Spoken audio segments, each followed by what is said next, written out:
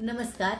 महिला दिनानिमित्त सर्व भगिनींना अनेक शुभेच्छा। मी माझी कविता सादर करत आहे। स्त्री वेदना। स्त्रीला आपलं मन कधीच व्यक्त करता येत नाही। स्त्रीला आपलं मन कधीच व्यक्त करता येत नाही। वेदनांचा बाजार मांडताही येत नाही।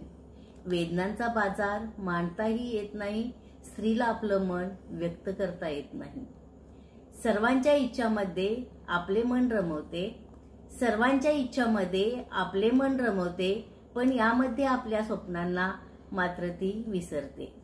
सर्वांच्या इच्छामध्ये आपलं मन रमवते, पण यामध्ये आपल्या स्वप्नांना मात्र विसरते।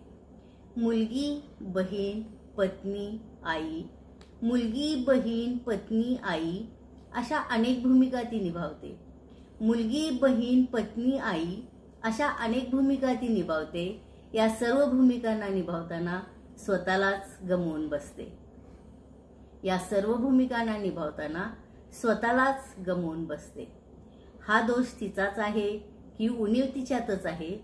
हा दोष तिचाच आहे की उणीव तिच्यातच आहे? याचं उत्तर मिळणं खूप कठीण आहे। याचं उत्तर मिळणं खूप कठीण आहे। पण त्याहूनही कठीण तिच्या भावनांना वाट देणं आहे। पण त्याहूनही कठीण तिच्या भावनांना वाट देणं आहे। कारण अशाच वेदनांचा बाजार मांडणं कोणत्याही स्त्रीला अशक्य आहे।